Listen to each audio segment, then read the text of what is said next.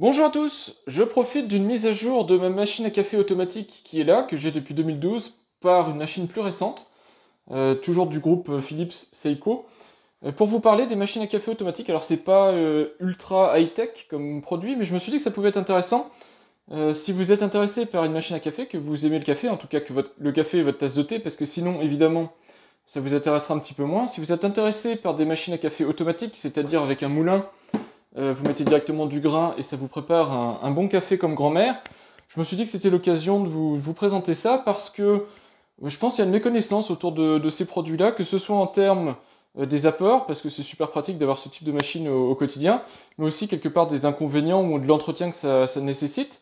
Donc je voulais vous montrer voilà, à quoi ça ressemble ce type de machine, qu'est-ce que j'en pense, avec un produit qui est assez grand public, puisque ici c'est une Philips 4300, donc c'est un produit qui est quand même relativement cher, puisqu'il doit être dans les 600 €, mais vous pouvez avoir des variantes un petit peu moins chères si vous voulez pas tout ce qui est préparation lactée automatique. Et donc voilà, je voulais vous faire un retour là-dessus pour que vous ayez une bonne idée de comment ça s'installe, comment ça s'utilise, les contraintes d'utilisation et les avantages à l'utilisation. Je précise le contexte, je remplace cette machine ici qui est une Philips Seiko, puisque Seiko c'est maintenant une filiale du groupe Philips, ça a été racheté je crois en 2009 par le groupe Philips, donc en fait vous avez des pièces qui sont communes entre Philips et Seiko, même si Seiko en tant que marque continue à fournir des machines. C'est une Cynthia toute inox qui date de 2012 je crois, donc elle a 8 ans maintenant et elle fonctionne toujours aussi bien. Il y a juste l'écran LCD qui avait claqué, j'étais obligé de la démonter intégralement pour lui changer son écran, mais à part ça elle fonctionne très très bien et elle est toujours d'actualité, mais elle a quand même des petits soucis au quotidien qui sont pas du tout liés à la fiabilité de la machine et tout ça, mais qui sont liés au contenant. Et donc je reviendrai là-dessus plus tard dans la vidéo une fois que j'aurai déballé cette machine-là pour vous expliquer pourquoi c'est important de bien dimensionner votre machine à café, si vous voulez pas au quotidien que ce soit pénible. Voilà, donc je vais commencer par le déballage de ma nouvelle machine qui va remplacer l'ancienne machine. Alors malheureusement, l'ancienne machine était un peu plus sympa en termes de finition, vous allez voir, parce qu'elle est toute inox, enfin à part les côtés qui sont en ABS laqué, mais elle était toute inox, alors que celle-ci est toute ABS, donc un petit peu moins sympa en termes de finition, mais vous allez voir qu'elle a pour elle pas mal d'autres avantages. Je ne vais pas m'attarder beaucoup sur l'emballage, je vous le montre rapidement pour que vous fassiez une idée. C'est la EP4346, donc c'est une modèle avec Latego, donc préparation automatique de toutes les boissons lactées dont vous pouvez rêver. Je vous ferai une petite démo là-dessus, cappuccino, mais vous pouvez aussi partir sur juste du chocolat chaud avec un lait moussé, c'est possible aussi si vous voulez. Elle est équipée d'un filtre Aquaclean, donc tout ça je vais vous en parler, hein. Utilisation des filtres, combien ça coûte, pourquoi il faut en mettre et tout ça. Réglage de la machine, on en parlera. Moi ce que je vais vous montrer pour l'instant c'est la mise en place de la machine. Et on est ici sur du packaging Philips, donc comme d'habitude Philips fait les choses vraiment très bien, donc déjà des packaging en général tout carton, facile à recycler, et ensuite avec énormément d'instructions, très très claires sur comment ça se démonte, comment ça s'utilise. Donc vous voyez ici, il précise bien, hein, vous voyez que ça ressemble, il faut tirer sur le carton qui est là.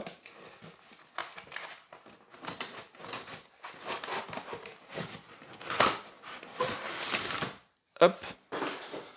Voilà, et puis la deuxième étape, vous la voyez, elle est ici, il suffit d'enlever le carton et de tirer sur la housse.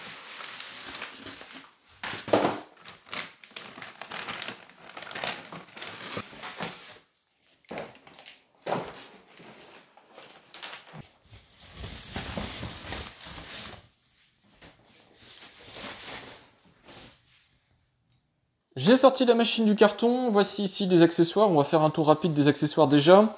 Vous avez ici la petite dosette pour tout ce qui est café moulu, puisqu'elle a un bypass moulu, si vous voulez directement utiliser du café moulu, pour essayer d'autres saveurs ou si vous voulez faire un décaféiné par exemple. Le petit testeur de pH, ici c'est la graisse pour graisser le groupe. Vous avez ici la fiche secteur, donc forcément moi c'est un cas format français, elle fait à peu près 1 mètre. De toute façon ça suffit largement je pense dans une cuisine.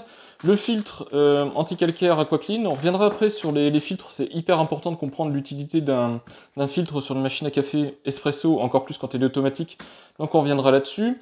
Vous avez la petite plaque inox, enfin acier, je ne sais pas exactement quel est le matériau, je pense que c'est de l'inox, à mettre ici sur le réceptacle. Les manuels, alors les manuels hein, à lire si vous voulez le lire, moi je vais vous expliquer de toute façon comment elle fonctionne. Donc je le mets de côté, et puis ici, le Latego, qui est l'accessoire qui va ici, l'accessoire pour faire des boissons lactées, ça on jettera un petit coup d'œil parce que c'est hyper sympa de faire une petite boisson lactée. Alors voilà la machine en question, je l'ai posée sur un plateau tournant pour pouvoir vous montrer rapidement de quoi elle est constituée.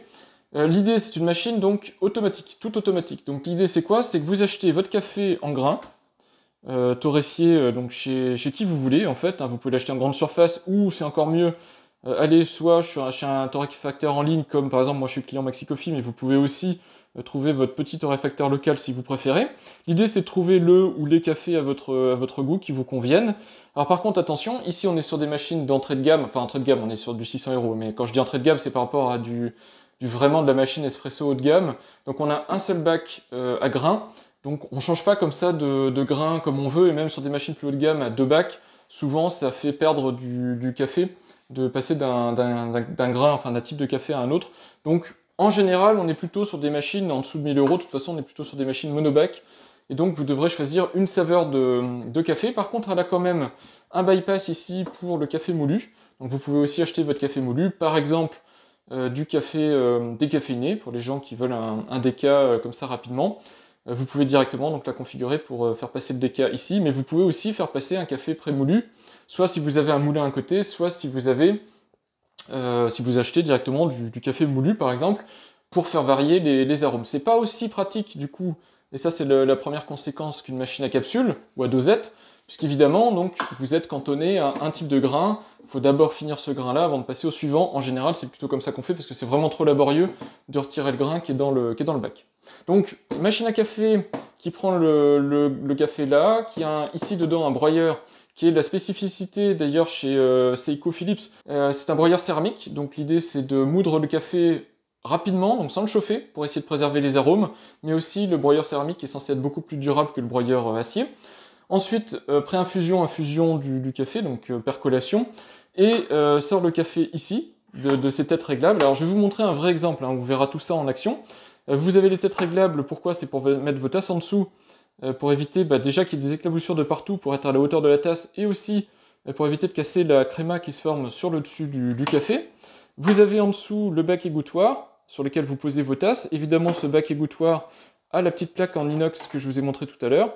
Donc c'est lui qui vient recueillir l'intégralité de l'eau usagée. Avec ici le petit flotteur, qui est l'indicateur en fait de trop plein quand il est temps de vider ce bac là. Donc ça va faire partie de ce que je vais vous expliquer, hein, l'entretien et l'intérêt de dimensionner sa machine, parce que sinon vous allez passer votre temps à faire l'entretien. Alors je continue à le faire tourner juste pour vous montrer comme ça grossièrement à quoi elle ressemble. Donc vous voyez, c'est très basique, plastique ABS mat. Ça va pas chercher bien loin, les assemblages sont corrects, mais c'est pas du... Voilà, moi pour le prix, je m'attendais un petit peu mieux en termes de finition, je l'avoue. Là, c'est vraiment très basique, c'est par rapport à ce que j'avais avant. On a l'impression de descendre en gamme, on a l'impression d'avoir des plastiques premier prix. Mais bon, en même temps, en général, ce qu'on voit de cette machine, c'est la face avant, un peu les côtés et le dessus. Donc on se soucie assez peu finalement du design général. À l'arrière, vous avez le logo Philips, la prise secteur, enfin la fiche secteur pour y brancher votre câble. Pas d'interrupteur, donc du coup je vérifierai la consommation électrique. Sur l'ancienne, je coupais de toute façon pas le courant, parce qu'elle avait une consommation électrique très très faible. Mais voilà, si elle consomme 5 ou 6 watts en continu, je préférerais avoir un interrupteur, parce que je trouverais que c'est un petit peu excessif. Sur l'autre côté, on a ici le réservoir. Alors, sur les contenants, je vais vous montrer dans un instant, mais c'est hyper important de bien choisir les contenants. C'est ça qui va, en fait, déterminer la fréquence à laquelle vous allez faire les entretiens de machine. Et je peux vous dire que c'est contraignant. Si jamais vous avez, par exemple, une famille un petit peu nombreuse et que vous prenez une machine qui a des contenants trop petits, vous allez passer votre temps à l'entretenir. Sur une machine automatique, c'est pas l'idée. Même s'il faut faire des entretiens réguliers, l'idée, c'est quand même de pouvoir se servir un café quand on a envie d'un café. Voilà en ce qui concerne la machine. Alors dans le détail, écran LCD ici, je vais enlever la protection dans un instant. Le dessus ici, vous avez 275 grammes de grains, ce qui est génial puisque normalement un pochon que vous achetez comme ça de café, c'est 250 grammes. Donc ça veut dire que vous pouvez mettre en complet le sac dans le réservoir qui est là. Le réservoir d'ailleurs qui est fumé. Donc on le voit ici, un plastique donc fumé, avec un joint caoutchouc périphérique, donc pour préserver l'arôme, hein, toujours, c'est l'idée de préserver le café un maximum. Le café c'est quand même un produit frais, c'est quelque chose qui peut moisir, qui peut donner un goût rance si jamais il est il a justement ce côté moisi. Donc c'est important de le conserver à l'abri de l'humidité, à l'abri de la lumière, bien protégé, donc c'est pour ça que c'est important d'avoir ce type de couvercle avec des protections périphériques.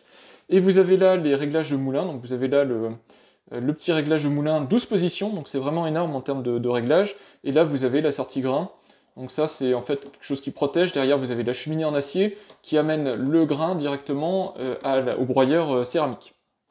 Le bypass ici, de toute façon, vous ne verrez pas, mais vous avez le bypass pour le moulu ici. Voilà, donc ça c'est le dessus. Normalement, ça c'est censé être le chauffe-tasse, mais bon, ça va être plus anecdotique qu'autre chose. Déjà, c'est en plastique. Et en plus, c'est pas vraiment... Enfin, je pense que ça va être chaud rapidement, mais c'est pas vraiment super utile au quotidien. Mais bon, c'est là où vous pouvez poser vos tasses si vous voulez réchauffer vos tasses. Le devant ici, c'est extractible. Donc, je vous l'ai dit, c'est là où l'eau va être récupérée. À chaque fois que la machine va faire un café, elle va monter en pression. À chaque fois, donc, elle monte à 10 bars. Je ne sais pas exactement quelle est sa pression, on va dire 10 bars. Et elle est obligée d'extraire le trop-plein de pression quand elle a fini de servir. Donc, c'est pour ça que vous voyez ce réceptacle ici, donc avec la petite encoche là. Donc, c'est là où va partir l'eau sale du trop-plein de la machine, mais aussi éventuellement les gouttes de café qui couleraient directement dedans. Vous avez aussi dans ce même bac ici un bac extractible 12 galettes. Donc la machine va faire des galettes, ça c'est pareil, je vais vous montrer parce que ça fait partie de l'entretien. Les galettes donc, qui sont tassées de café tombent dedans, et puis vous avez juste à prendre ça, à jeter dans la poubelle. L'avantage aussi de faire du café comme ça, du café en grains, c'est que vous pouvez utiliser vos galettes pour du compostage, donc ça peut être réutilisé. Et puis ici vous avez quand même, alors je sais pas quelle est la contenance de ce réservoir là, mais vous avez quand même un réservoir qui paraît assez gros, par rapport en tout cas à ce que j'avais avant, donc il devrait quand même encaisser pas mal de café. 12 galettes aussi c'est pas mal, hein. C'est assez élevé. Voilà, on continue l'exploration de la machine. Vous avez donc, on voit ici, il y a une espèce de poignée sur le côté qui permet de faire l'extraction. Alors une main c'est pas facile, mais qui permet voilà, de faire l'extraction du réservoir. Le réservoir d'eau de 1,8 litres, ce qui est beaucoup, surtout sur une machine de cette catégorie-là quand on voit l'encombrement qu'elle a. Et on voit au fond ici l'emplacement pour mettre le filtre. Donc je vous l'ai dit, hein, le filtre AquaClean que voici. Le filtre AquaClean qui est vital pour une machine à café. Si vous voulez la garder longtemps, il est nécessaire d'avoir un filtre AquaClean. Il a deux raisons, le filtre AquaClean. La première, c'est une protection de votre machine à café, parce que ce filtre-là en lui-même ne suffira pas. Il y aura aussi des cycles de détartrage à faire sur votre machine. Alors, suivant votre consommation de café, ça peut être 1 fois par an, 2 fois par an. En général, on descend rarement en dessous des 2 fois par an. Mais ce filtre-là préserve votre machine en évitant que le calcaire rentre dans la machine, s'installe dans la machine. Et vous savez que si vos lave-linges durent plus longtemps, c'est justement parce qu'ils sont protégés avec des produits anti-calcaire. En tout cas, c'est ce que dit la publicité, mais c'est vraiment vrai pour des machines comme ça, qui ont des petits tuyaux, etc. Ça peut se boucher si jamais vous n'avez pas de protection anti-calcaire. Et le filtre AquaClean, il sert à une deuxième chose, c'est aussi de nettoyer l'eau, enfin de l'épurer quelque part, de manière à éviter qu'elle ait un goût, que ce soit chloré, etc. Parce que le goût, le café est quasiment intégralement composé d'eau. Hein. Un café, c'est beaucoup d'eau. Donc, dès que l'eau a un certain goût, que ce soit chloré ou autre, surtout si vous utilisez de l'eau du robinet, et forcément votre café aura ce goût-là, et c'est un petit peu dommage. Donc, hyper important, on va l'installer de toute façon. Cartouche AquaClean, c'est important. Réservoir 1,8 litres, c'est pareil. Ça va vous permettre de durer très longtemps sans avoir besoin de recharger votre machine. C'est super important d'avoir un gros réservoir, sinon vous passerez votre temps à recharger, ce qui est un petit peu dommage. Et enfin, on arrive à la partie cachée quelque part de cette machine. Vous avez une porte ici. Et là, c'est pareil, vous avez le groupe. Alors, c'est le groupe Seiko qui est en activité depuis pas mal de temps. Alors, il est un petit peu raffiné par rapport aux anciens modèles, mais ça reste quand même le même produit. Ce groupe est extractible, et là, c'est pareil. Ici, ça, c'est quelque chose que vous allez devoir nettoyer au moins 1 fois par semaine minimum. 2 fois par semaine c'est bien, 1 fois par semaine pour éviter que ça moisisse. C'est nécessaire de faire aussi l'entretien, puisque c'est là en fait où va arriver votre café moulu. Donc en fait ce qui se passe, je peux vous montrer le mécanisme, le café moulu arrive directement ici, là, dans ce petit réservoir là. Ce que vous voyez ici, là, c'est la douchette qui va injecter l'eau, donc on voit que c'est une douchette parce que si je retourne là, hop, vous voyez, alors il faut que je vous mette un petit peu de lumière, voilà, vous voyez ici qu'il y a des petits trous, c'est par là où va arriver l'eau, elle arrive par le dessus, en fait, enfin par le côté techniquement, c'est par là qu'arrive l'eau. L'arrivée d'eau sous pression se fait là, ici c'est le mécanisme qui fait actionner justement tout le groupe, et là vous avez le trou qui permet d'évacuer, si vous avez par exemple un peu de café moulu qui tombe à côté, c'est ce qui va faire qu'il tombe directement là, ce qui est hyper pratique par rapport à certaines machines. En général, ça restera ici relativement propre, puisque tout est quasiment fermé, donc il y a peu de risques de venir salir des zones un peu gênantes dans la machine. Donc comment ça marche? Quand le mécanisme se déclenche, ici vous avez la machine qui pousse, Vous voyez là, le réservoir se met en dessous. Cette partie-ci va monter, vous voyez ici, elle va appuyer sous la douchette, il va y avoir de l'eau sous pression qui va être envoyée, extraction du café, etc.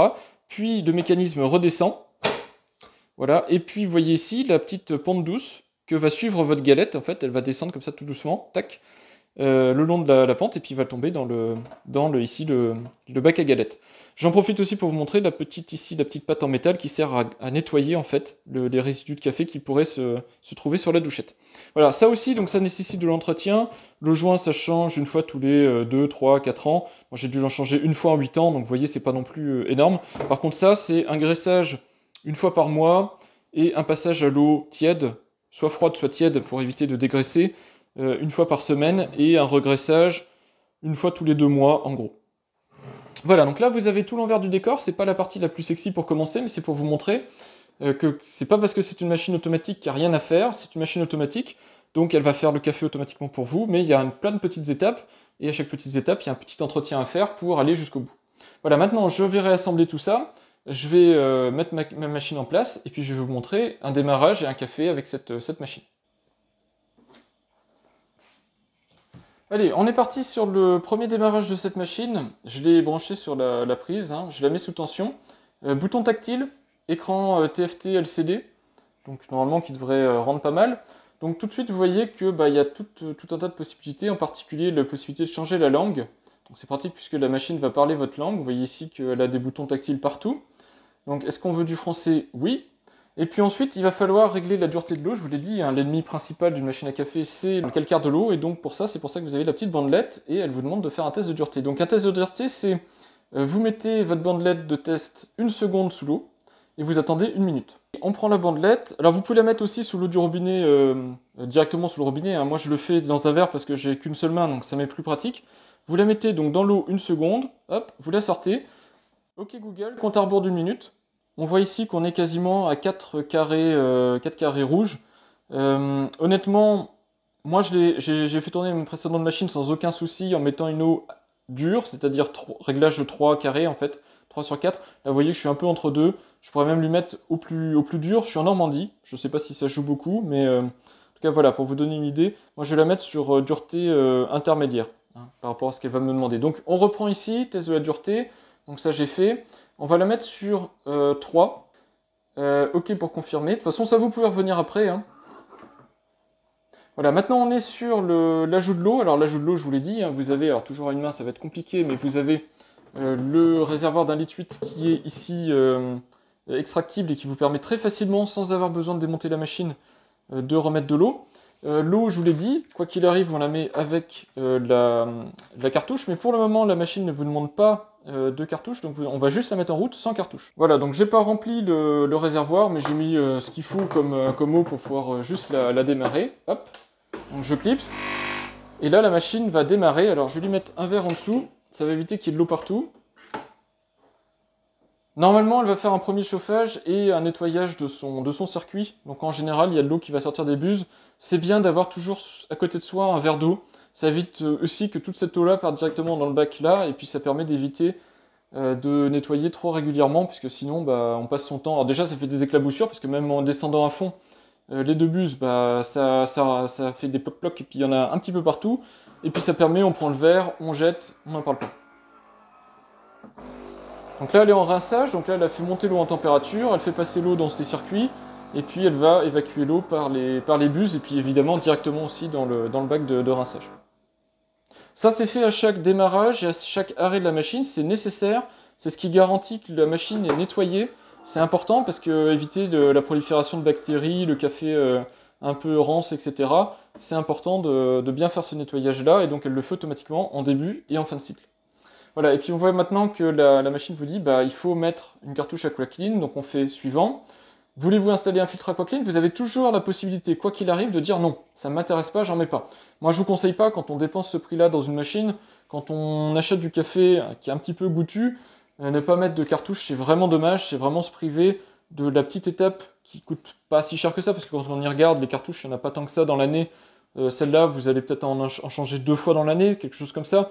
Donc autant en mettre une. Donc là, elle vous demande d'en mettre une, moi je vous conseille de suivre les recommandations et d'en mettre une.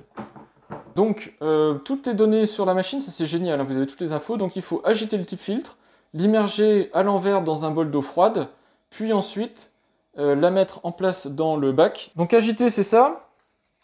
Je ne sais pas à quel point il faut l'agiter beaucoup, mais bon, ben, vous faites à peu près comme ça vous paraît logique. Ensuite, on fait une première immersion. Alors, j'ai pas de bol, je vais la lâcher directement ici dans le réservoir.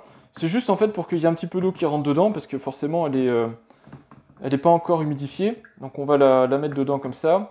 Et puis, juste le temps que de l'eau rentre dedans. Voilà, ça fait 30 secondes que j'ai fait le nécessaire. J'enlève la cartouche. On va jeter cette eau-là. Je vais remettre de l'eau, je vais remettre la cartouche au fond et on va repartir avec une eau fraîche. Voilà, la cartouche Aquaclean, elle est installée au fond. Il faut avoir quand même des mains assez fines pour venir la clipser au fond. Ensuite, je remplis d'eau. Et toujours à une main, je vais remettre le bac en place en espérant pas faire de grosses bêtises. Voilà. Donc là, j'ai une cartouche Aquaclean. Je l'ai installée normalement à peu près comme il faut faire. Installer le filtre, c'est fait. Remplir le réservoir jusqu'au repère. Alors, j'ai mis un tout petit peu en dessous pour éviter d'en mettre partout parce que je suis quand même qu'à une main. Placer un récipient sous le bec d'eau chaude. Le bec d'eau chaude, c'est celui-là. Et on fait démarrer. Enfin, je pense que c'est celui-là parce que sinon, j'espère qu'ils m'auraient dit que c'était ça.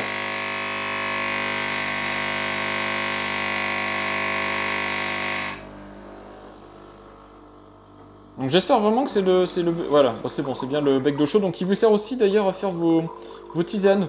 Si vous aimez bien le thé, vous pouvez très rapidement comme ça avoir de l'eau chaude. C'est pas hyper rapide non plus, mais ça permet d'avoir une eau à température relativement rapidement. Alors là, ce qui se passe en fait, c'est que la pompe de la machine amorce le circuit. Alors, il est déjà amorcé, mais aussi pour que l'eau rentre bien dans la cartouche, pour pas avoir d'air et pour éviter que la cartouche pose des problèmes ensuite à l'utilisation.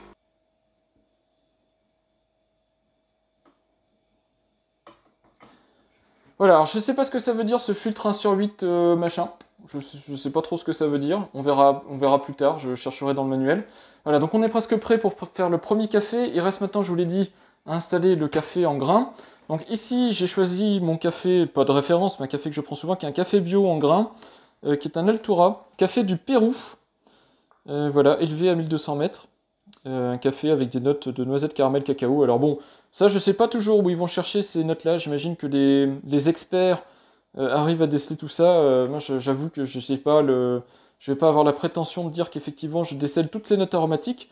Mais effectivement, hein, en fonction des cafés, suivant leur provenance, surtout si vous changez de continent, que vous faites l'Amérique centrale, l'Afrique, l'Inde, etc., vous allez vraiment avoir des saveurs qui sont vraiment très différentes, ça c'est sûr. Maintenant, de là à dire est-ce qu'il y a vraiment une note aromatique de cacao ou pas, en général c'est assez courant dans les cafés, ces notes de noisette cacao, et souvent vous avez aussi des notes d'agrumes qui sont des notes, je sais pas si on dit des notes de tête, mais des notes prédominantes sur ce type de café. Voilà, c'est ce qu'on peut éventuellement ressentir le plus. Donc voilà le café en grains, je vous l'ai dit, alors ici j'ai pas le pochon qui est complet, mais je vous l'ai dit, il y a un 250 grammes, donc vous pouvez y aller, il n'y aura aucun souci, vous pouvez tout vider, et tout mettre dedans, vous pourrez donc à chaque fois intégralement vider votre pochon. Et ça, c'est quelque chose qui va me changer la vie, parce que moi j'étais obligé toujours de faire des demi ou des 2 tiers, ça ne rentrait pas dans ma machine. Et je vous l'ai dit, dès qu'on a fini, on referme bien le couvercle ici. Un couvercle qui protège de la lumière, et puis qui protège aussi de l'air ambiant, donc de l'humidité de l'air ambiant, de manière à ce que le café soit scellé et protégé, donc qu'il ne puisse pas s'abîmer. Voilà, donc une fois qu'on a fait ça, il nous manque encore une tasse.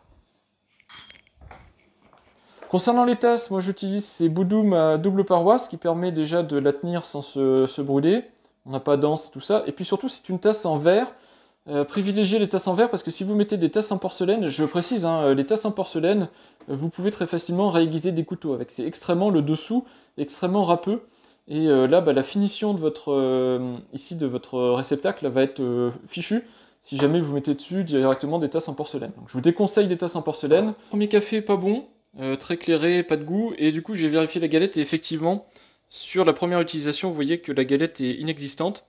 C'est juste parce que la cheminée, en fait, le café n'a pas eu le temps de descendre au fond de la cheminée, pourtant elle l'a laissé tourner un certain temps. Donc je pense que le moulin a eu très peu de café à moudre, et au final, ça donne cette espèce de truc là qui est même pas une galette. Donc je vais pas m'arrêter là pour un premier café, pas bon ce premier café. Donc je la remets en route et je m'en refais un deuxième parce que là vraiment, j'ai pas pu vous montrer qu'est-ce que c'est qu'un bon café. Donc on est reparti, un espresso. Je vais régler ici je vais mettre un tout petit peu plus d'eau. Alors je vais mettre 15 ml, on va voir ce que ça donne en plus, pour avoir un peu le type de café que j'avais avant. Et on part. Donc on voit en plus qu'elle a mémorisé ma préférence dans le profil. Donc là on entend un peu mieux déjà le moulin moudre du café, donc déjà c'est mieux parti. Donc toujours pré-infusion. Voilà, donc là il y a un petit peu d'eau qui a été injectée pour que le café mouille. Et ensuite, paf, là on a vraiment le café qui arrive. Et donc là normalement on devrait avoir quelque chose de beaucoup plus joli, beaucoup plus propre.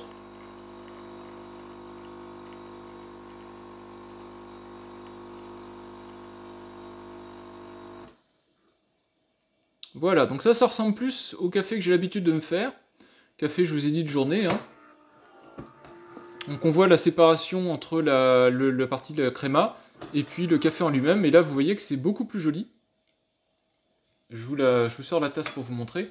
Voilà, là on a tout de suite un très très beau café. Voilà, ça, c'est quelque chose que vous retrouverez rarement. Même si vous allez dans un bar ou dans un restaurant, on va vous servir rarement quelque chose d'aussi bien préparé que ça. Des fois, on atteint à peu près ce niveau-là, mais souvent, c'est très loin de cette qualité de service. Alors, le café est pas trop chaud. Je viens de goûter, là, il est un peu chaud, hein, bien sûr, mais il n'est pas trop chaud. Donc, même au niveau de température de service de l'eau, c'est tout à fait correct. Donc, vraiment, c'est une machine qui conviendra au grand public, on va dire. Hein. C'est un café standard, mais de qualité. C'est l'heure de goûter, donc c'est l'heure parfaite pour se faire une boisson un petit peu plus gourmande. On a fait l'espresso tout à l'heure, je vous ai montré comment ça marchait. On va faire un cappuccino. Pour le cappuccino, donc voilà la partie pour faire le lait moussé. Ici, c'est une One Touch. Évidemment, dans les machines automatiques, vous avez différentes gammes, dont les gammes One Touch, où vous avez des accessoires qui vous font le lait moussé. Et puis vous avez des mousseurs, donc c'est l'espèce de tige métallique que vous mettez dans un pichet métallique dans lequel vous mettez du lait frais, et là vous pourrez faire du lait moussé à la main, que vous décalerez ensuite, donc vous le versez dans votre verre, vous le mettez ensuite là-dessous, et vous versez votre café, voilà. Et là ça fait gagner du temps, et donc sur cette machine-ci, c'est une version très évoluée, où vous avez de ce côté-là, donc la partie qui prend, donc dans l'entrée qui est ici, l'eau très chaude, donc la vapeur d'eau, et via le mécanisme ici, fait mousser le lait, donc là-dedans vous versez du lait. Alors ici c'est démonté pour pouvoir le nettoyer, il faut le nettoyer après chaque utilisation, évidemment, ça reste du lait, attention on ne plaisante pas avec ça, on nettoie bien à l'eau chaude.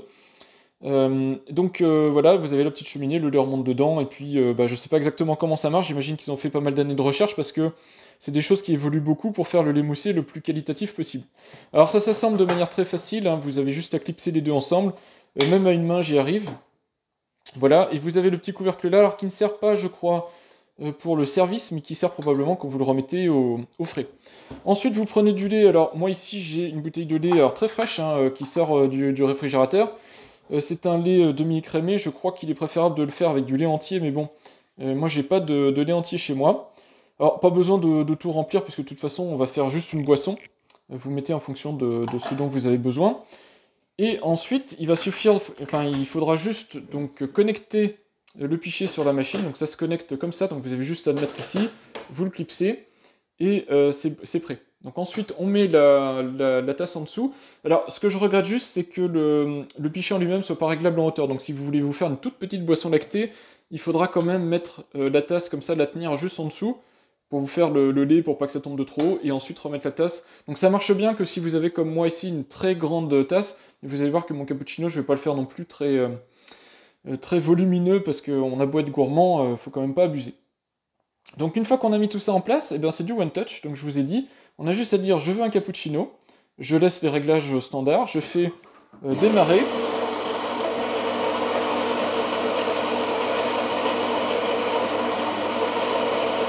Donc la machine prépare un café qu'elle met dans le groupe. Ensuite, avant de servir le café, donc elle réserve la mouture prête. Et là, elle va faire monter en température la machine pour pouvoir faire la mousse de lait. Vous allez voir la mousse de lait, vraiment elle est prête très rapidement. Ça m'a étonné, mais ça va très vite. Et c'est assez qualitatif. Alors au départ, ça jette un petit peu du lait, puis après ça, vous allez voir que la mousse est pas mal.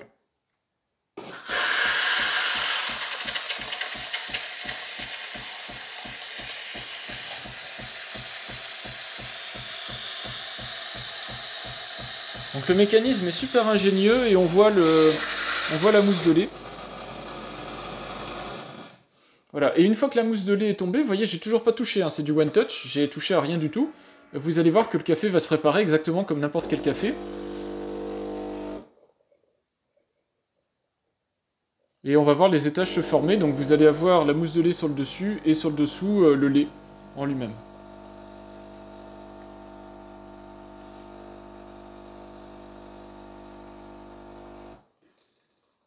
Et voilà.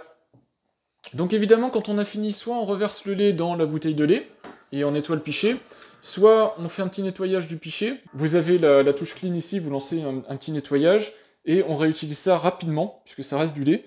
Mais vous voyez que c'est très rapide. Donc au niveau de la préparation, je vous montre ce que ça donne. Donc on voit les couches qui se sont formées. C'est très très propre et on a très peu de lait au fond. On a essentiellement du café et de la mousse de lait. Et je vais vous montrer la qualité de la mousse de lait. Elle est bluffante. Donc voilà ce que ça donne. Franchement, par rapport à ce que j'avais avant, on voit qu'il y a quelques grosses bulles sur le dessus, mais l'essentiel, hein, c'est des petites bulles. Si je rentre bien dans la mousse, vous verrez, c'est une mousse de lait qui est vraiment de super qualité. Voilà. Et donc là, vous allez faire des préparations extrêmement savoureuses avec cette machine. Il reste maintenant à parler du prix que ça coûte de se faire un café, du très très bon café en grains. On est peut-être à 10 € les 250 grammes, quelque chose comme ça. Alors je parle pas de Blue Mountain et tout ça, hein, je parle de café quand même relativement courant. Parce qu'évidemment, on peut monter très haut en qualité de grains, et bon, bah, c'est comme les bons vins, les choses comme ça se paye cher. Mais un pochon de 250 grammes de café en grains, vous êtes entre 4 pour, on va dire, quelque chose de très très entrée de gamme, à 10 € maximum, pour quelque chose de qualitatif, sachant que moi je tourne autour de 6-7 € quand j'achète du café, qui est souvent d'ailleurs bio, donc qui reste quand même relativement qualitatif. Donc au final, on n'est pas très cher quand on se fait un café, on est peut-être à moins de 10 centimes le café, quelque chose comme ça, je sais même pas combien on est exactement, on doit être peut-être dans les 5 centimes, 5 à 10 centimes le café, quelque chose comme ça. Donc quand on est sur de la dosette ou de la capsule, on est plutôt sur du 30-40 centimes le café. Donc on a un vrai gain de prix, mais il faut aussi faire rentrer dans l'addition l'amortissement de la machine. Et une machine à dosette ou une machine à capsule, allez, vous en avez entre 50 et 200-250 €, suivant ce que vous prenez comme machine, comme finition et tout ça. Là, ici, je vous ai dit, alors, évidemment, on n'est pas sur une machine bas de gamme, hein, mais on est sur une machine à 600 € parce qu'il y a la partie cappuccino et tout ça, mais on est quand même sur quelque chose de plus cher. Donc, il faut compter aussi l'amortissement de la machine. L'amortissement de la machine, c'est facile. Vous comptez à peu près le nombre de cafés que vous allez faire, vous divisez par le prix de la machine et vous ajoutez ça au prix du café. Normalement, on est rentable, mais on n'est pas rentable tout de suite, on est rentable au bout de 2-3 ans d'utilisation de la machine. Voilà, mais comme ça vous avez une petite idée, c'est pas... évidemment la machine coûte plus cher, mais vous gagnez sur le grain, et puis ensuite vous êtes plus dépendant d'une marque ou de quelque chose comme ça, hein. Vous avez plus de soucis, vous prenez vraiment le café que vous voulez, vous n'êtes pas lié à une marque ou à un modèle de dosette, donc c'est ça aussi qui est intéressant dans le café en grain, donc la machine automatique. Voilà, et puis je me mets avec ça un petit financier du Manoir des Abeilles. Manoir des Abeilles qui est une petite fabrication artisanale normande. Et puis avec ça, normalement, ça devrait faire un bon petit goûter. Un petit retour maintenant sur le panneau de commande de cette machine à café. Donc qu'est-ce qu'elle est capable de faire ? Évidemment, c'est ce modèle-ci en particulier dont je vais parler. Mais si vous préférez économiser un petit peu d'argent et vous voulez pas une One Touch, donc avec un pichet automatisé pour faire mousser le lait, mais vous voulez juste un mousseur standard avec, vous achetez un petit pichet métallique acier, et vous faites vos mousses de lait comme ça en 2 étapes, c'est tout à fait possible, vous économiserez de l'argent et c'est vraiment pas compliqué. En général, le mousseur est facile d'entretien et vous allez économiser facilement 100 € sur le budget machine, donc pourquoi pas. Ça change pas grand chose à l'ergonomie générale de la machine, en tout cas ce modèle-là. Vous avez au-dessus ici une ligne de raccourci rapide vers vos boissons préférées. Alors malheureusement, c'est pas mes boissons préférées. C'est un petit peu idiot, puisque l'écran est juste ici, c'est pas un écran tactile, c'est un bel écran, mais couleur, mais il n'est pas tactile, et malheureusement, les boissons qui sont là sont pas celles qui m'intéressent le plus. Donc moi, ce qui m'intéresse, c'est espresso, effectivement, cappuccino, et puis malheureusement, vous avez ici, déjà tout est en anglais, hein, café au lait, c'est parce que ça s'appelle café au lait aussi en anglais, et vous allez sur More Drinks, et vous allez avoir ici vos autres boissons, et dans les autres boissons, moi, une que j'aurais aimé avoir ici en façade, c'est le lait émulsionné. Et émulsionné eau chaude, pour moi, c'est parmi les 4 boissons que je mettrais. Donc j'aurais mis espresso, cappuccino, lait émulsionné, eau chaude. Voilà, c'est les 4 dont j'ai besoin. Et malheureusement, parmi les 4, il y en a 2 qui sont dans un menu additionnel. Et ça fait, voilà, moi je trouve ça moche en fait. Ça placarde comme ça sur le devant de la machine. Je vous fais un visuel, mais vous voyez, c'est très... Ça se voit en fait dans une cuisine, c'est très tape à l'œil, et ça ne sert pas à grand chose. Alors par contre, tout le bas de... Donc les 2 dernières lignes en fait de la machine sont intéressantes. Donc moi en fait, j'aurais arrêté le panneau, j'aurais pas mis la ligne du haut, là j'aurais laissé que ça, et je pense que la machine aurait été quasiment parfaite. Vous avez, donc ça c'est pas un bouton, c'est juste un panneau publicitaire encore, qui vous dit que ça c'est un bouton profil. Ce bouton profil il est génial parce que si vous avez plusieurs habitants dans le logement, alors là on voit pas bien mais il est bleu, si j'appuie encore un coup il devient vert, et si j'appuie ici, il devient, enfin il est éteint, c'est-à-dire qu'il est en profil invité. Et ça sauvegarde vos boissons, donc vous pouvez être en couple, avoir chacun votre boisson préférée, donc il y en a un qui va prendre le profil vert, l'autre le profil bleu, et puis, quand vous voulez être en custom, que vous recevez du monde, ou voilà, vous voulez faire une petite boisson un petit peu sans changer votre profil, bah, ça va très vite de choisir votre profil préféré. Ici à droite, vous avez le panneau, donc au bas, OK et retour. Alors, ça aurait été mieux évidemment d'avoir un écran tactile, malheureusement, c'est pas le cas. Et ça permet de naviguer, donc je vous ai montré, quand vous choisissez une boisson, ça vous permet de configurer la boisson, mais ça vous permet aussi d'aller dans les menus.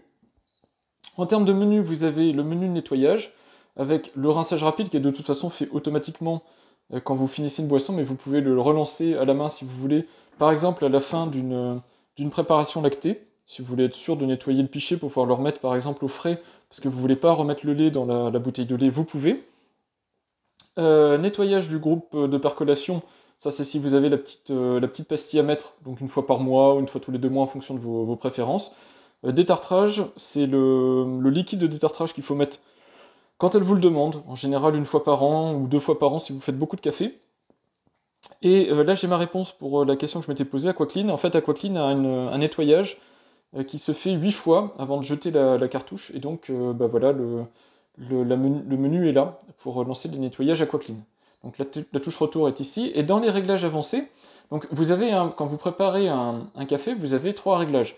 Vous avez l'intensité, donc la quantité de grains qui va être broyé pour la mouture, la longueur de tasse, donc la quantité d'eau qui va être utilisée pour vous faire votre café. Donc vous pouvez la descendre si vous voulez plutôt vous rapprocher du ristretto ou vous faire un café allongé, dans ce cas-là vous remontez.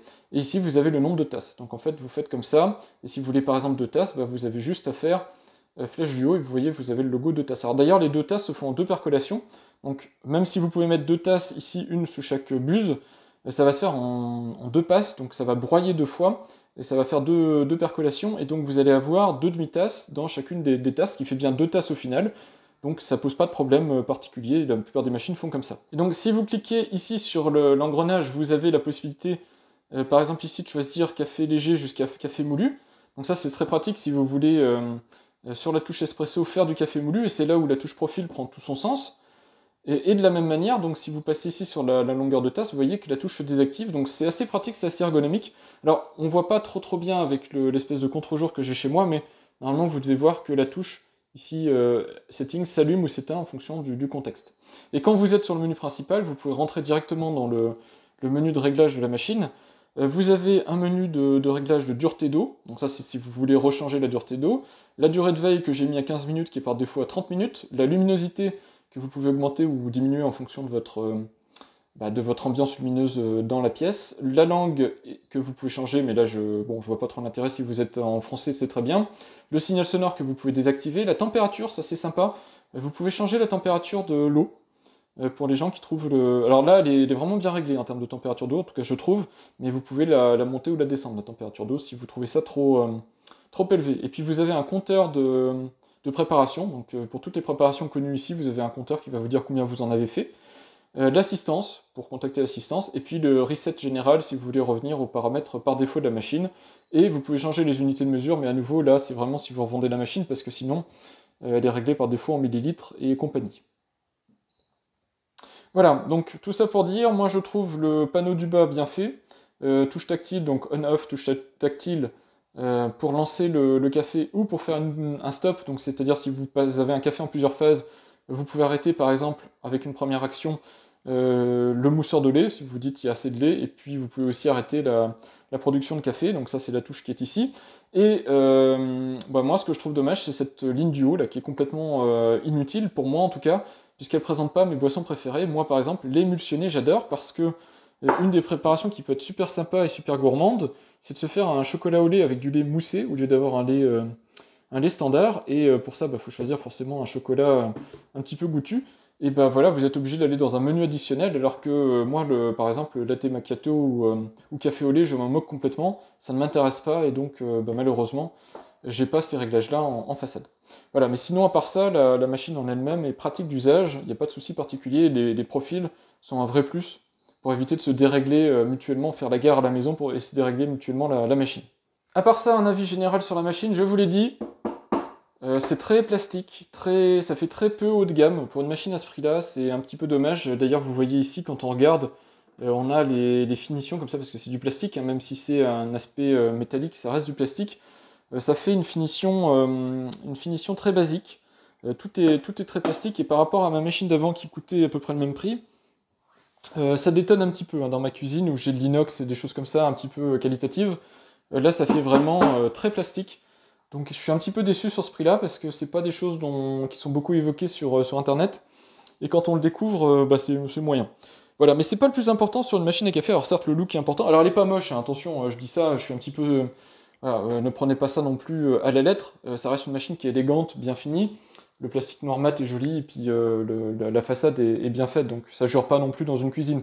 Moi, je trouve ça juste un petit peu dommage de ne pas avoir une finition un peu plus haut de gamme pour ce prix-là. Par contre, elle est ultra jolie, et puis surtout, elle est très fonctionnelle, et c'est, je pense, le critère numéro 1 quand on achète une machine à café. Elle est très fine, elle est aussi fine que ma précédente machine. Par contre, les contenants n'ont rien à voir, puisque je vous l'ai dit, hein, le contenant à eau, il est énorme, avec ses 1,8 litre. C'est vraiment extrêmement pratique au quotidien. Vous allez le recharger peut-être une fois par semaine, si vous abusez pas sur le café, peut-être 2 fois par semaine. Donc c'est vraiment très bien. Ici, le réceptacle a aussi une capacité qui est très importante, et ça c'est bien. Pareil pour le réceptacle à galettes, les 12 galettes, vous avez le temps de voir venir. Bah, d'ailleurs, je vais vous remontrer, puisque je devais vous montrer à quoi ça ressemble quand on commence à faire un petit peu de café. Donc là, en fait, faites attention, hein, c'est tout électronique. Donc la machine sait quand vous avez enlevé un contenant et tout ça. Par contre, en faisant ça, vous lui faites croire que vous faites l'entretien. Donc faites attention parce que du coup, ça lui réinitialise son compteur interne. Elle pense que vous avez vidé le bac à marre, elle pense que vous avez vidé le réceptacle d'eau. Donc faites-le quand vous la démontez, parce que sinon, elle pense qu'elle repart de zéro et c'est pas le cas. Donc voilà ce que ça donne en termes de galettes. Donc évidemment, j'avais les premières galettes qui étaient pas super belles. Et puis là, bon, les dernières se sont un petit peu désagrégées. En général, les galettes sont plus sèches que ça. Là, elles sont un petit peu humides, je sais pas pourquoi. Normalement, vous devriez avoir des galettes bien cylindriques. Moi, j'en ai pas encore obtenu pour le moment. En tout cas, vous voyez, c'est très facile à nettoyer. C'est surtout très propre, hein. Cette machine-là, par rapport aux précédentes que j'ai pu avoir, puisque vous voyez quand même, vous avez de l'eau qui est un petit peu sale, avec les restes de café qui tombent dedans. Bah, vous avez le petit bec verseur et tout ça, donc ça va vraiment améliorer mon quotidien pour l'entretien de la machine. Au niveau entretien, le plus salissant quelque part, c'est le nettoyage du bac à marc. Le marc, vous le mettez, donc le café moulu hein, utilisé, vous le mettez soit au compost si vous avez un composteur, soit à la poubelle. C'est un déchet organique, et puis vous le rincez éventuellement si jamais il y a beaucoup de café dedans. Vous l'égouttez, ça suffit largement. Je vais essayer de faire ça à une main, mais c'était pour vous montrer une très très belle innovation chez Philips. Je ne sais pas depuis combien d'années ils ont ça, mais c'est ici ce petit bec verseur, donc je vais vous montrer. J'attrape ici. Alors j'ai fait exprès de bien remplir. Alors à une main, ça va être difficile, voilà. Et vous voyez que le bec verseur permet d'évacuer comme ça l'eau sale. Parce qu'en général, donc là j'ai mis de l'eau propre, hein, c'était pour vous montrer. Mais en général, l'eau va être salie puisqu'il y aura dedans des résidus de café, donc c'est plutôt gras. Donc de temps en temps, il faut nettoyer quand même ce réservoir avec ce récupérateur avec par exemple du liquide vaisselle pour dégraisser. Mais la plupart du temps, voilà, vous rincez un coup à l'eau claire et vous voyez que ce petit bec verseur change tout. Ça, dans les précédentes générations, moi, c'était d'une galère pas possible parce que derrière, il y a de l'eau partout.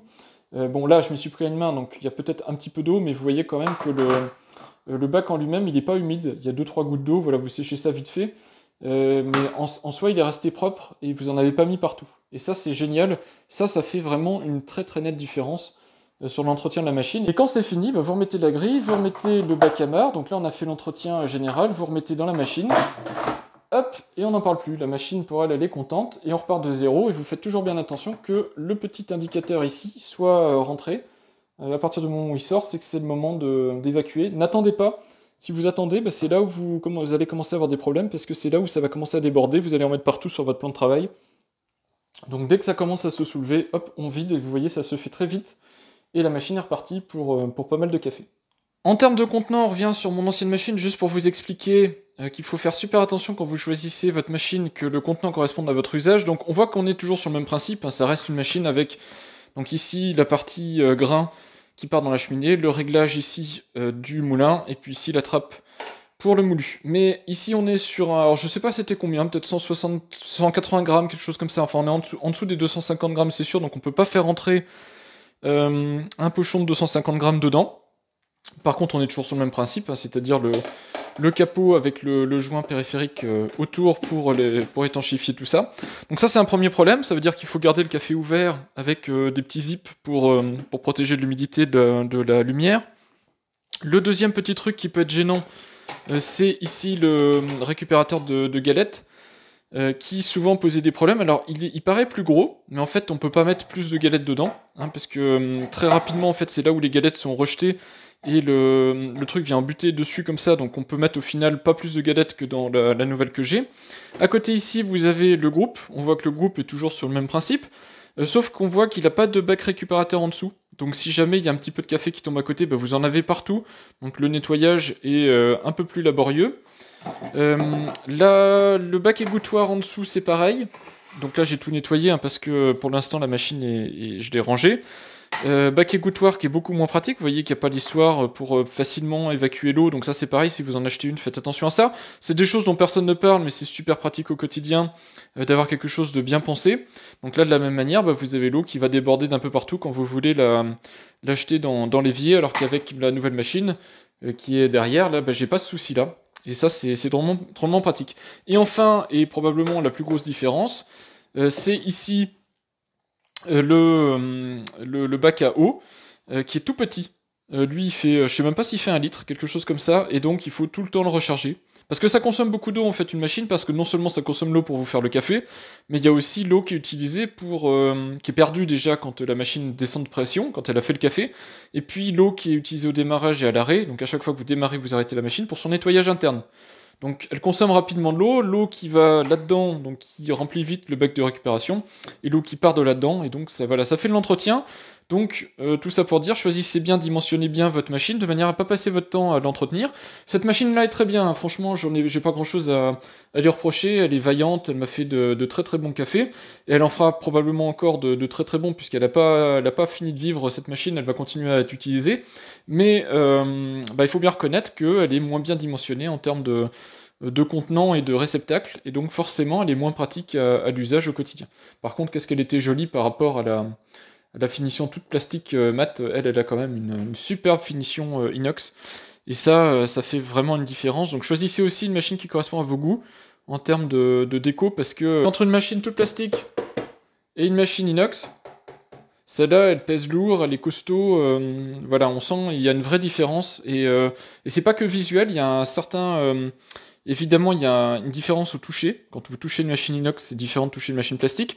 Le visuel est différent, surtout quand vous avez autour de vous déjà des produits qui sont inox. Bah forcément, c'est beaucoup plus joli, ça va mieux avec. Et puis, il y a aussi une différence de perception au quotidien, quand vous avez une machine comme ça, qui paraît plus qualitative. Maintenant, je vous l'ai dit, à l'intérieur, ces deux machines sont équivalentes, elles vont vous produire exactement le même café. Pour le cappuccino, elle est toute automatique aussi celle-là, mais elle était un peu moins pratique parce qu'il y a 8 ans, c'était un petit peu moins avancé sur les techniques de production de mousse de lait. Donc elle fait du lait un peu moins bien moussé, un peu moins bien préparé, et puis un peu moins pratique à utiliser pour faire du lait. Mais sinon, vous voyez que c'est les mêmes principes au niveau des groupes et tout ça, donc ça vous fait strictement la même qualité de café. Donc c'est pas là-dessus qu'il y a une vraie différence. Donc une machine qui est très bien fichue. En fait, elle n'est pas extraordinaire de l'extérieur, c'est ce que je lui reproche. Par contre, à l'intérieur, c'est éprouvé. C'est le même moulin que Seiko a toujours utilisé, en tout cas j'ai l'impression, c'est toujours le même moulin, la même cheminée, tout ça. Le même groupe, amélioré, mais le même groupe que Seiko a toujours utilisé. Et ça fait toujours un café de la même qualité, toujours aussi goûtu, toujours aussi qualitatif. Donc c'est ça qui est bien. Vous avez, je pense, ce qui se fait de mieux dans ce rapport qualité-prix en termes de machine automatique. En tout cas, moi, ce que je trouve le plus intéressant. De toute façon, en machine automatique, je ne jure que par deux marques, peut-être parce que j'ai pas essayé complètement les autres, mais c'est Jura et Philips Seiko. Seiko, mais bon, Philips par extension, puisque Philips a quand même à l'intérieur les mêmes mécanismes que du Seiko. Et c'est des machines qui ne déçoivent, qui déçoivent rarement ou jamais. Et je préfère, entre les deux, je préfère Philips, Seiko, parce que je trouve les machines mieux fichues. Déjà, il y a un truc qui est extraordinaire sur les machines Philips, c'est que vous retrouvez les pièces détachées très longtemps. Moi, par exemple, ma machine, je vous avais dit, elle avait eu un souci d'écran, il n'y a pas de souci, on retrouve l'écran. Et Philips vend toutes les pièces détachées, même les plus anecdotiques, hein. Même ça, si jamais vous venez à le casser ou à le perdre, vous le retrouvez toujours en vente 8 ans après. Enfin, pas celui-là, le mien, hein, je parlais. Vous le retrouvez en vente sur le site Philips. Donc ça, c'est extraordinaire, puisque ça permet quand même de retrouver des pièces détachées très longtemps après. Et puis la plupart des pièces, même les pompes et tout ça, si vous voulez vraiment faire... vous avez une grosse panne et vous voulez vraiment faire l'entretien, vous pouvez toujours réparer longtemps après. Donc ça, c'est ça que j'aime bien. C'est pas des machines qu'on jette après quelques années. Par contre, pour pouvoir se permettre ce genre de choses en termes de durée de vie, je le dis, hein, c'est pas vraiment, c'est pas pour vous faire dépenser de l'argent pour rien, mais vous mettez le filtre. Le filtre ici, d'ailleurs, c'est une grosse avancée, puisque vous allez changer de filtre une fois par an, une fois tous les 2 ans. Le filtre en lui-même doit coûter une dizaine d'euros, hein, ça doit être les 2 à 20 euros sur Amazon, donc c'est vraiment pas hors de prix. De toute façon, je vous mettrai les liens en description pour trouver le filtre et la machine, enfin les variantes de la machine, je vous en mettrai quelques-unes. Sachant qu'avant, on était sur ces filtres Intensa Plus, donc ça, c'est les filtres d'ancienne génération. Eux, ils duraient peut-être 2-3 mois, quelque chose comme ça, pour une dureté standard d'eau. Donc vous voyez, c'est quand même un gain, parce que le filtre là coûtait 8 euros, je crois. Donc on est quasiment sur le même prix, à peu de choses près. Par contre, on est quand même sur une durée de vie bien supérieure. Donc en plus, Philips vous arnaque pas avec le nouveau système de filtre. Enfin, je trouve, moi, il n'y a pas d'arnaque. Voilà, c'est une machine qui est bien conçue, qui est intelligente, qui pêche au niveau de ses finitions. Ça, c'est franchement dommage. J'aurais préféré avoir au moins juste sur la façade, mais du vrai inox. Ça aurait été plus sympa. Mais sinon, la machine en elle-même, elle est top. Et surtout, ce qui est le plus important, c'est que les préparations qu'elle fait sont top. C'est-à-dire que la mousse de lait est extraordinairement bien faite et que le café est très très bien fait. Et ça, c'est quand même super pratique. Et si le café n'est pas parfaitement à votre goût, vous avez vu, vous pouvez l'ajuster logiciellement ici en termes d'intensité, et vous avez le réglage de mouture que vous pouvez régler directement avec la molette. Alors attention, on règle toujours la molette cran par cran. Ça, je le montre pas, mais vous avez 12 crans, mais on règle un cran, on laisse 3-4 cafés, le temps que le café descende dans la cheminée, tout ça, que vous ayez l'impact en tasse. Vous goûtez, si vous préférez pas, et vous retournez d'un quart de cran. On ne tourne jamais de plusieurs crans d'un tour, vous risquez d'endommager votre moulin si vous faites ça. Voilà, donc au final, une machine super bien conçue, et que je suis content d'avoir chez moi, parce que mine de rien, elle me maintient, elle me donne la patate pour pouvoir télétravailler en ce moment, puisque suite au télétravail, j'utilise maintenant intensivement ma machine à café, alors qu'avant elle servait peut-être 2 fois dans la journée, une fois le matin, une fois le soir, quoi, en gros.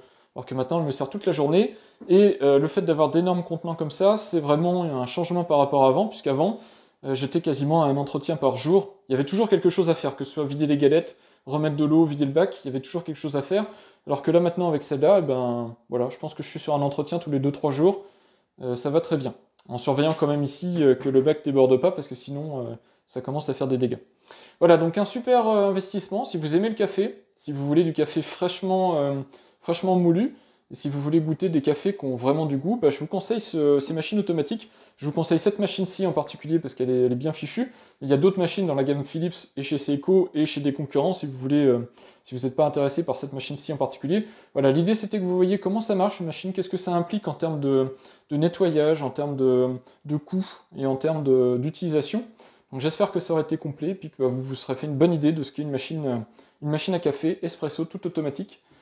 Ici avec même mousseur de lait, donc pour vous faire toutes sortes de préparations tout au long de la journée, et à plusieurs grâce à sa gestion de profil. Voilà, merci d'avoir regardé cette vidéo, puis je vous dis à bientôt pour de prochaines vidéos. Au revoir.